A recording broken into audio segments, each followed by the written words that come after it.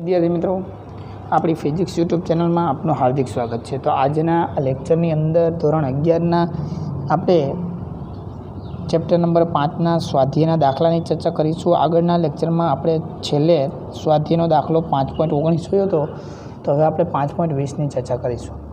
તો 5.20 આપણને શું કહે છે કે એક બેટ્સમેન એક બોલનું તેની ઝડપ આપેલી છે કે 54 કિલોમીટર પર અવરની પ્રારંભિક ઝડપમાં બદલાવ લાવ્યા સિવાય, બરાબર, ઝડપ એટલી જ રાખવાની છે। તો પ્રારંભિક ઝડપ કયો તોય ભલે અને અંતિમ ઝડપ કયો તોય ભલે, બંને ઝડપ કેટલી છે? સેમ, 54 કિલોમીટર પર કલાક, બરાબર આવે। કારણ કે ઝડપમાં બદલાવ લાવ્યા સિવાય આપણને ચોખવટપૂર્વક રકમની અંદર કહી દીધું। તો કેટલાનો ખૂણો? તો કે થીટા બરાબર 45ના ખૂણે બરાબર કોણ જેટલું આવર્તન કરાવે છે, એટલે કે દિશા બદલાવે। તો બોલ દ્વારા લાગુ પાડેલ આઘાત કેટલો હશે એ આપણે શું કરવાનો છે? મેળવવાનો છે। આઘાત કેટલો છે, પછી બોલનું દળ આપેલું છે તો 0.15 kg। હવે અહીં બરાબર ધ્યાન આપજો વિદ્યાર્થી મિત્રો કે શું કહેવા માગે છે આખી વસ્તુ। તો પહેલાં તો બળનો આઘાત મેળવવો છે। તો બળનો આઘાત અહીં હું તમને ખાલી સમજાવવા માગું છું। તો બળનો આઘાત કોને કહેવાય? તો બળનો આઘાત એટલે કે વેગમાનમાં થતો ફેરફાર। તો આપણી પાસે સૂત્ર છે ન્યૂટનના ગતિનો બીજો નિયમ કે F બરાબર ડેલ્ટા પીના છેદમાં ડેલ્ટા ટી। આ ડેલ્ટા પીને કરતાં બનાવો એટલે શું થઈ જશે? F into delta T. આપણે આવું ભણાવી દીધું છે, ક્લિયર? તો આને શું કહેવાય? બળનો આઘાત। તો વેગમાનમાં થતો ફેરફાર મેળવો કે F ઇન્ટુ ડેલ્ટા ટી મેળવો, પણ આપણી પાસે સમયને એવું કશું નથી, બળ નથી, તો આપણે ડેલ્ટા પી મેળવાય। કારણ કે પી મેળવવા માટે, ડેલ્ટા પી મેળવવા માટે તો શું હોવું જોઈએ? MV હોવું જોઈએ, બરાબર? તો MV મળી જાય તો તરત થઈ જાય આપણું કામ કમ્પ્લીટ। ચાલો, તો દળ ને વેગ તો છે જ, તો વેગમાનમાં થતો ફેરફાર। હવે આપણને અહીં શું કહેવા માગે છે એ ધ્યાન આપજો। તો જોવું જોઈએ, આપણે હું અહીં આકૃતિ દોરું એટલે ખબર પડે। ધારો કે એક આવી દિવાલ છે, આપણે સમજવા માટે દિવાલ લઈએ। એક વ્યક્તિ આવી રીતનો બોલને શું કરે છે? અથડાવે છે અહીં, બરાબર। હવે અહીંથી અથડાઈને એ પાછો બોલ છે આ દિશાની અંદર શું થાય છે? ફંટાય છે। તો આપણી આ પ્રારંભિક પરિસ્થિતિ, આ દળ એમ ધરાવતો દળ છે, અહીં આવી ગયો, બરાબર। હવે અહીં જે ખૂણો બનાવે છે બોલ, એ અહીં ખૂણો બનાવે છે, ટોટલ કેટલો ખૂણો બનાવશે? 45નો ખૂણો બનાવે છે, એવું આપણને રકમની અંદર કહી દીધેલું છે। તો આની મૂળ દિશાથી આને કેટલો ખૂણો બનાવ્યો? 45ના ખૂણે આવર્તન પામ્યું, એટલે કે દિશા બદલાવી, ચેન્જ થયું, ક્લિયર? તો હવે આપણે શું કરવાનું છે? આનો આઘાત કેટલો હશે? બળનો આઘાત કેટલો? દિવાલ વડે આના ઉપર કેટલું બળ લાગ્યું એ મેળવવા। તો આપણે અહીં સરળ બનાવવા માટે વિદ્યાર્થી મિત્રો આના ઘટકો લઈ અથવા તો આને x અક્ષ તરીકે લઈ, જો જાય અહીં હવે આપણે ચરણ બની જાય કે ન બની જાય? જો આવું થાય એટલા માટે જોજે મેં યામ પદ્ધતિ વિચાર્યો, તો આને ઉદ્ગમ બિંદુ તરીકે લઈ લીધો। તો હવે શું થશે? બે ખૂણાના બે ભાગ પડી જશે, એક ખૂણો આટલો થઈ જશે x અક્ષ સાથે, તો આનો 45ના બે ભાગ પડો એટલે 22.5, એવો ને એવો બીજો ખૂણો થશે 22.5। તો આ પ્રારંભિક સદિશ છે, આ સદિશ છે એ પ્રારંભિક ઘટના છે। આ જ્યારે અથડાઈને પાછો જ્યારે ફંટાય છે એ પરિસ્થિતિ, એટલે ફાઇનલ પોઝિશન, બરાબર। તો હવે અહીં ધ્યાન આપજો। તો અહીં જે વેગમાન હશે એને P1 કહી શકાય અથવા તો PI કહી શકાય, બરાબર? બે નામ આપી શકાય, PI અથવા તો P1। જ્યારે આને PF કહી શકાય અથવા તો શું કહી શકાય? P2 કહી શકાય, અંતિમ પરિસ્થિતિ। તો વિદ્યાર્થી મિત્રો, આ x અક્ષ સાથે કોઈ પણ સદિશ જ્યારે ખૂણો બનાવતી દિશામાં હોય ત્યારે એના બે ઘટકો મળે। તો બે ઘટકો આપણે જોઈ, તો એક x અક્ષનો ઘટક અને એક y અક્ષનો ઘટક। જેની સાથે સદિશે ખૂણો બનાવ્યો એને x અક્ષ કહેવાય, તો આની સાથે ખૂણો બનાવ્યો એને x અક્ષ કહેવાય। તો આને શું કહેવાય? P1 cos theta. ખૂણા તો બે સરખા જ છે 22, એનાથી વિરોધી સદિશ હોય એને શું કહેવાય? P1 sin theta. એવી જ રીતે આ બાજુ તો P2, તો આ બાજુને અહીં જે સદિશ છે આને ખૂણો જે અહીં બનાવશે એને શું કહેવાય? જોવો જોઈએ, P2 cos થીટા, અને એનાથી લંબ હોય એને શું કહેવાય? P2 sin theta. હવે જોવો જોઈએ અહીં P2 sin થીટા ઘટકો જો બે પરસ્પર કેવા છે? વિરુદ્ધ દિશાના ઘટકો।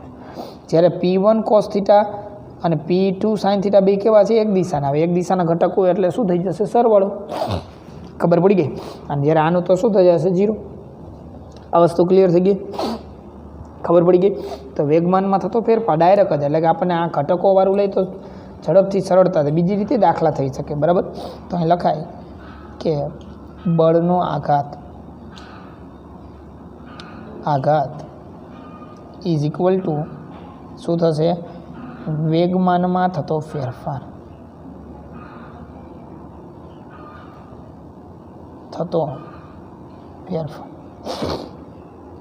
તો વેગમાનમાં થતો ફેરફાર એટલે કે delta P is equal to શું થશે, અંતિમ વેગમાન માઇનસ પ્રારંભિક વેગમાન. પણ આપણને અહીં ખબર છે કે વેગમાનમાં થતો ફેરફાર શું થઈ જશે કે આ બેનો સરવાળો થશે, તો P1 cos θ, કારણ કે આ બે ઘટકો તો નાશ પામશે, તો P1 cos θ અને P2 cos θ. હવે બંનેના વેગ સમાન છે, બરાબર, બધી વસ્તુ સમાન છે, તો ડાયરેક્ટ અહીં લખી શકાય 2P cos θ. ક્લિયર, કારણ કે વેગ સમાન છે, દળ સમાન હોય, દળ તો બદલાવાનું નથી, વેગ અંતિમ વેગ અને પ્રારંભિક વેગ બે કેવા છે, સમાન છે. ક્લિયર, તો અહીં શું થશે 2 ના 2 એમનામાં P બરાબર શું થશે mv અને કોસ કેટલા થઈ જશે 22.5. ચાલો ક્લિયર. હવે ડેલ્ટા પીના પી હું એઝ ઇટ ઇઝ રાખીશ, 2 ના 2 એમનામાં જ હું રાખીશ. અહીં કિંમત 22, અહીં આપણે વેગની કિંમત મૂકી દઈશું, વેગ અને દળનો ગુણાકાર કરી તો 54 ને કિલોમીટર પર કલાક છે, તો એને મીટર પર સેકન્ડમાં ફેરવવું પડશે એસઆઈ એકમમાં, તો 15 મીટર પર સેકન્ડ. ક્લિયર, એનો ગુણાકાર કરો કોના દળ આવી રહ્યા, તો દળ 0.15 છે અને આ 15, બરાબર, તો 15 ગુણ્યા 15 એટલે 225 થાય અને પોઈન્ટ કપાય એટલે 2.25. ચાલો ક્લિયર, અને કોસ 22.5. હવે 22 કોસનું તમે જોશો તો તમને 22.5 ઓમાં લોક ટેબલમાં નહીં જોવા મળે, સાઇન જ જોવા મળશે. તો એનો સાઇનનું કોસ 22.5 હોય તો એનું આપણે રૂપાંતર સાઇનમાં કરવું હોય તો થઈ શકે, સાઇન 90 માઇનસ 22.5. ક્લિયર, તો આનું શું થાય, સાઇન 90 માઇનસ 22.5 એટલે આપણી પાસે જવાબ આવે 67.5. થઈ ગયું. ક્લિયર, તો હવે અહીં શું થશે, અહીં સ્ટેપ વધારી દઉં, સાઇન કરી દઉં, સાઇન 67.5. ક્લિયર, આ ખાલી સમજવા માટે, કારણ કે કોસ આપણને લોક ટેબલમાં ન જોવા મળે, સાઇન જોવા મળે, નેચરલ સાઇન નેચરલ ટેન. તો 90માંથી 22.5 બાદ કરો તો એ થાય ને, નિત્યસમ આવી ગયું, ખબર ધોરણ 10માં. ચાલો, તો ડેલ્ટા પીના પી એમનામ જ, અહીં ગુણાકાર કરશો એટલે આપણે કિંમત મૂકી દઈએ, તો અહીં 4.5 થઈ જશે, આનો બેનો ગુણાકાર. ચાલો ગુણ્યા સાઇન 67.5 એટલે કેટલો થશે 0.93, એટલે સોરી 9239, સાઇનમાં જોઈ લેવાનું, બરાબર. તો ડેલ્ટા પી બરાબર આપણી પાસે જવાબ આવશે, કેટલો આવશે 4.16 ન્યૂટન, બરાબર. તો આપણી પાસે આટલો છે, એપ્રોક્સિમેટલી તમે 20 કરી શકો, બરાબર, એટલે એમાં સાથે કાંઈ વાંધો નથી. તો 4.16 ન્યૂટન જેટલો શું લાગશે, આઘાત લાગશે. ક્લિયર થઈ ગયું, ઓકે. તો આ દાખલા બધા અગત્યના છે, પૂછાય એવો દાખલો છે, બરાબર. ચાલો હવે નેક્સ્ટ આપણે આગળ વધીએ. સ્વાધ્યાયનો દાખલા નંબર કેટલામાં 5.22 જોઈએ. ચાલો શું કહે છે, તો 5.22ની અંદર શું કહે છે એની આપણે ચર્ચા કરી. ચાલો તો અહીં ધ્યાન આપજો, ફોકસિંગ જતું રહ્યું છે, હા ઓકે. દોરીના એક છેડે બાંધેલા 0.25 kg દળના, તો 0.25 kg આપણને શું આપેલું છે, દળ આપેલું છે. પથ્થરને સમક્ષિત સમતલમાં r બરાબર 1.5 મીટર ત્રિજ્યાના વર્તુળમાં 40 રિવોલ્યુશન પર મિનિટ, તો આપણને કોણીય વેગ આપેલો છે 40 રિવોલ્યુશન એટલે કે પરિભ્રમણ પર મિનિટની અંદર આપેલું છે. ચાલો પછી શું કીધું છે, ઝડપથી ઘુમાવવામાં આવે છે. દોરીમાં તણાવ બળ કેટલું હશે, તો એ તણાવ બળ ટી મેળવવાનું છે, કારણ કે ઇંગ્લિશમાં ટેન્શન ફોર્સ કહેવાય, એટલા માટે ટી વડે દર્શાવાય. જો દોરી મહત્તમ 200 ન્યૂટનનું તણાવ ખમી શકે, બરાબર, તો ટી મેક્સિમમ આપણને આપેલું છે, તો કેટલું આપેલું છે 200 ન્યૂટનનું તણાવ બળ ખમી શકે, તો તેની મહત્તમ ઝડપ કેટલી, મહત્તમ ઝડપથી પથ્થરને ઘુમાવી શકાય, કેટલી મહત્તમ ઝડપથી ઘુમાવી શકાય એ આપણે શું કરવાનું છે, મેળવવાનું છે. ચાલો તો વી મેક્સિમમ આપણે શું કરવાનું છે, મેળવવાનું છે. ચાલો ક્લિયર. તો હવે અહીં ધ્યાન આપજો. હવે આપણી પાસે કોઈ વર્તુળાકાર નિયમિત ગતિ કરતું હોય તો એના માટેનું સૂત્ર છે, તો અહીં ધ્યાન આપજો. તો આ દોરી વડે આ એક પથ્થરને શું કરેલો છે? બાંધેલો છે.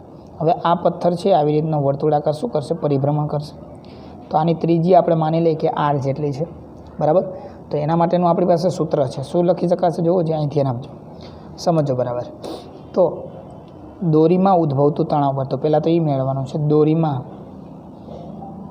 ઉદ્ભવતું તણાવ બળ.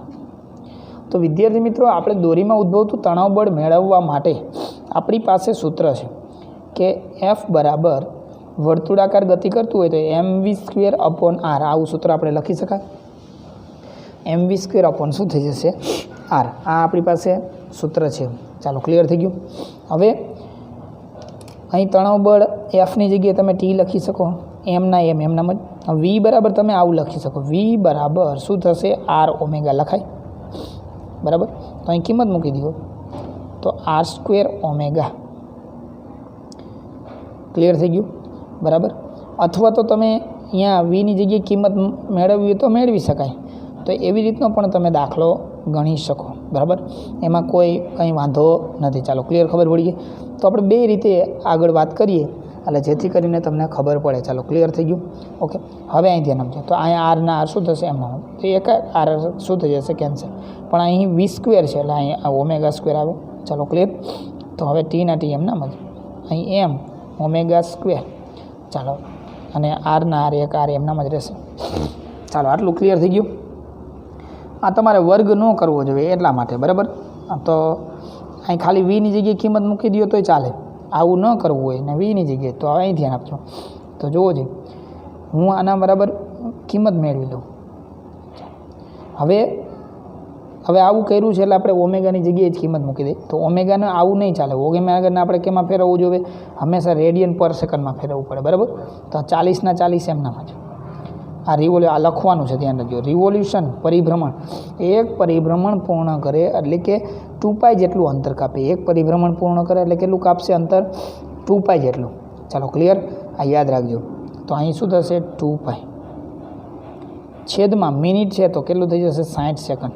તો રેડિયન પર શું થઈ જશે? સેકન્ડ. ચાલો, ક્લિયર. આ વસ્તુ કમ્પ્લીટ ખબર પડી ગઈ. તો હવે હું ઓમેગાની કિંમત અહીં શું કરી દઈશ? મૂકી દઈશ. તો અહીં ટી ના ટી એમનામ જ, એમ દળના દળ એમનામ જ. ઓમેગા બરાબર શું થશે? 40 ગુણ્યા 2π.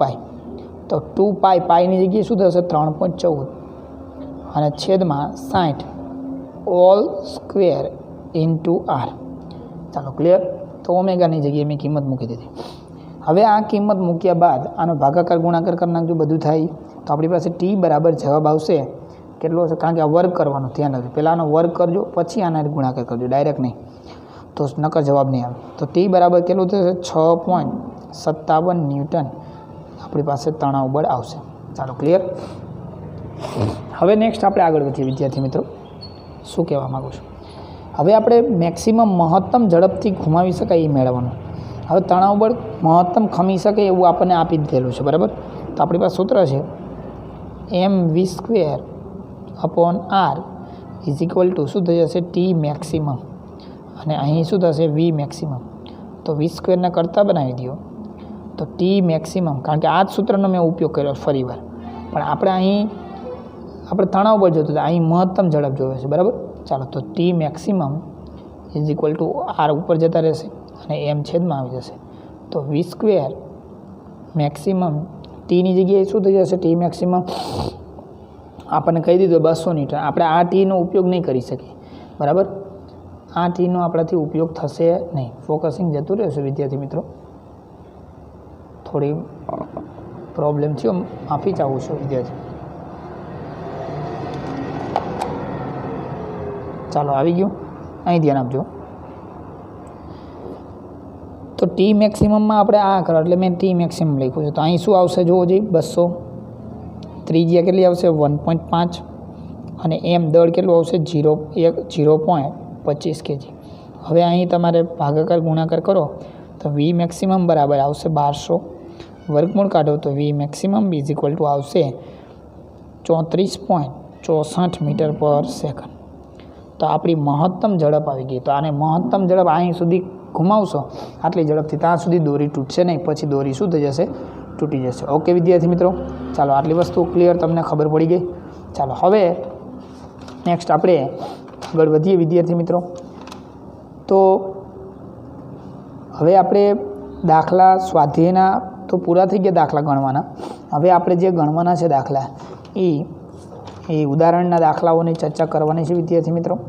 તો ઉદાહરણના દાખલાની ચર્ચા આપણે કરી લઈએ. તો ઉદાહરણનો છેલ્લો દાખલો આપણે મારા ખ્યાલ મુજબ જોયેલો હતો. એ દાખલો આપણે 5.8 સુધી દાખલો છેલ્લો જોયેલો હતો, હું માનું છું ત્યાં સુધી. બરાબર, ચાલો 5.8 સુધી દાખલો આપણે છેલ્લો જોયેલો હતો. તો હવે આપણે જે દાખલો જોવાનો છે એ દાખલા નંબર, એક જ મિનિટ વિદ્યાર્થી મિત્રો.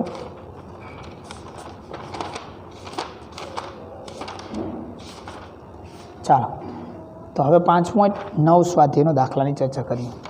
ચાલો અહીં ધ્યાન આપો.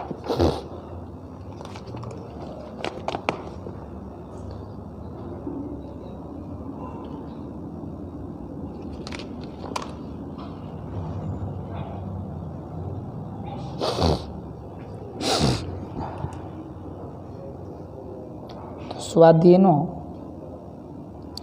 5.9. તો સ્વાધ્યાયનો 5.9 દાખલો શું કહે છે? રકમની અંદર બરાબર ધ્યાન આપજો વિદ્યાર્થી મિત્રો. ચાલો તો અહીં ધ્યાન આપજો. આકૃતિમાં દર્શાવેલ ટ્રોલી, તો આકૃતિ પહેલાં દોરવી પડશે તો આપણને ઝડપથી રકમની અંદર સમજ પડે. ચાલો તો અહીં ધ્યાન આપજો. આવો યોગ્ય એક આધાર છે. આ યોગ્ય આધાર ઉપર એક આવી ટ્રોલી છે.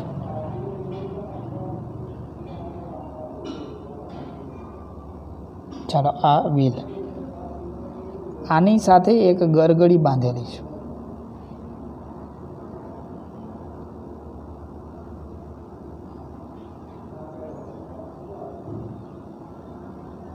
નીચે જે દળ છે એ 30 ન્યૂટન જેટલું આપણને બળ આપી દીધેલું છે. આનું દળ છે એ 3 kg છે.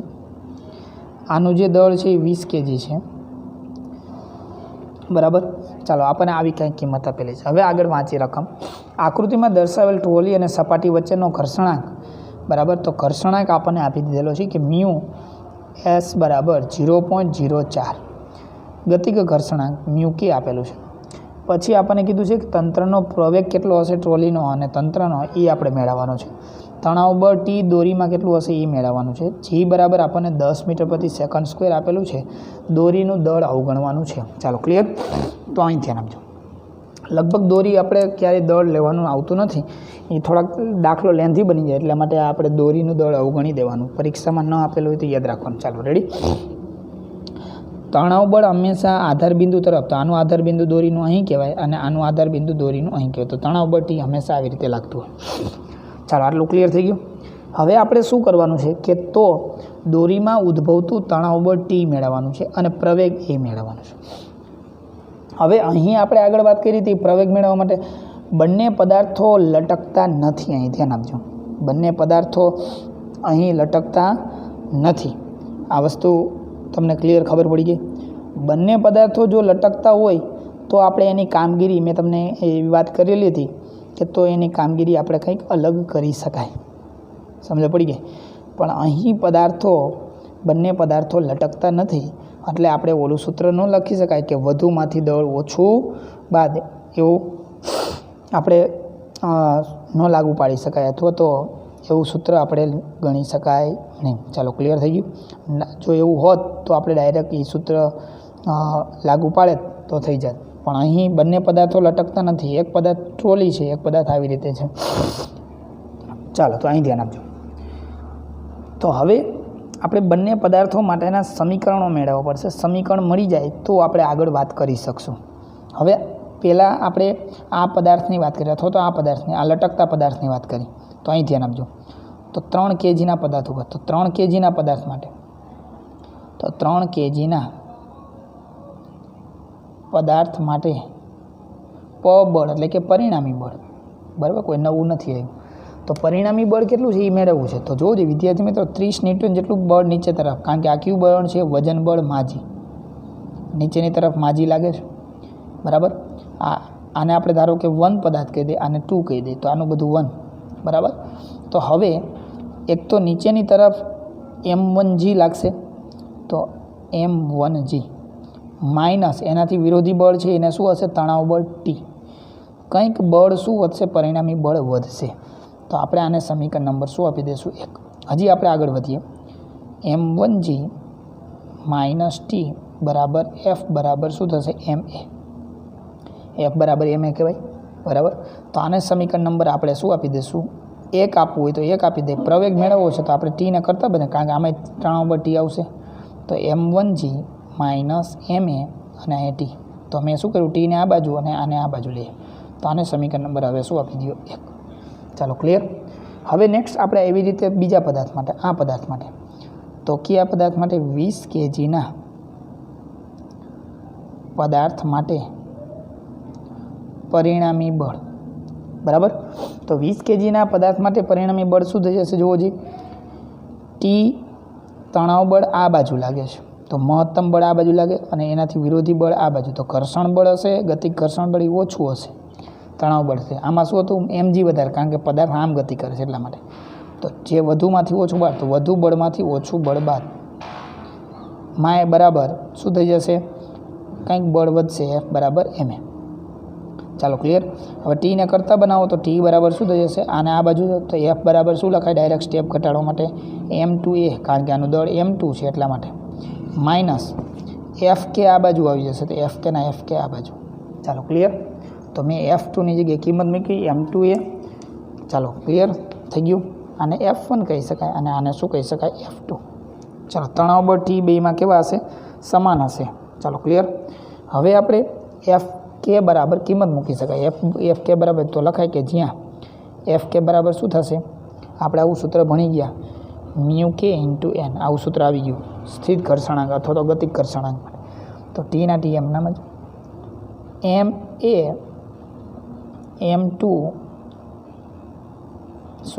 T બરાબર m2a માઇનસ μk × n. હવે લંબબળ તો આપણી પાસે ન હોય, લંબબળ હંમેશા આવી રીતે હોય. તો લંબબળનું મૂલ્ય કોના જેટલું હોય? માજી જેટલું જોઈએ. આપણે એવું ભણી ગયા, બરાબર, આ પદાર્થ. તો અહીં હજી એક સ્ટેપ આગળ વધારો, m2a માઇનસ m2g અને μk ના μk એમનામ જ. હવે T ના T એમનામ જ. m2 એટલે દળ, તો 20 kg દળ થઈ જશે. પ્રવેગ એના એ આપણે એમનામ જ રાખશું, માઇનસ m2. એક કામ કરીએ, હવે અહીં પછી કિંમત મૂકશું, ખોટું સ્ટેપ વધે. આને સમીકરણ નંબર શું આપી દે? 2. સમીકરણ 1 અને 2ને સરખાવતા, જો બંને બાજુ સરખામણી થશે, તો સમીકરણ 1 અને 2ને સરખાવતા, 1 અને 2ને સરને ખાવતા, સરને નથી ખાઈ જવાના. ચાલો, તો m1g minus ma is equal to m2a minus m2g μk. ચાલો, આ ક્લિયર. હવે અહીં ધ્યાન આપજો, m1 એ અને અહીં m1 એ.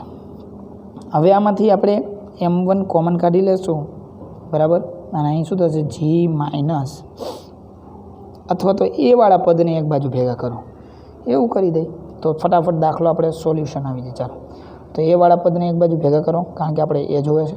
તો m2a, આ m1 એને આ બાજુ લઈ જાઓ, આ બાજુ m1g, પછી પ્લસ m2g μk બરાબર, અને આ બાજુ લઈ જાઓ m2a પ્લસ m1a. ખબર પડી? જો આ પદને આ બાજુ, આ પદને આ બાજુ, એટલે માઇનસવાળું પ્લસ થઈ જશે.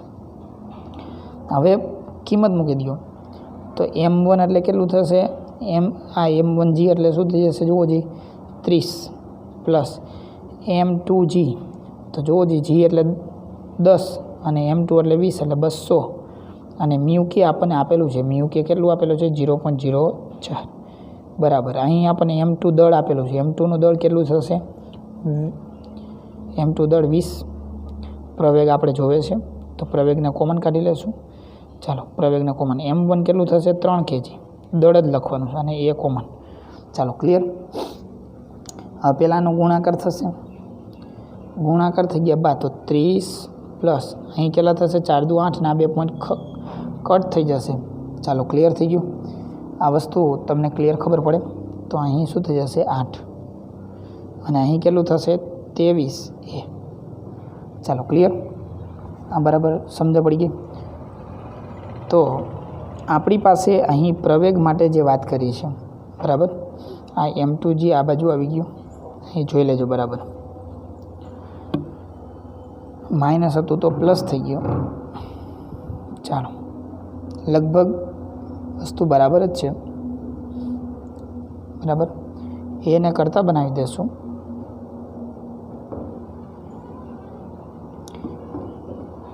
ચાલો અહીં 30, અહીં 4 દુ 8, અહીં 8. ચાલો ક્લિયર. ઓકે, એ 1 મિનિટ વિદ્યાર્થી મિત્રો, 1 જ મિનિટ.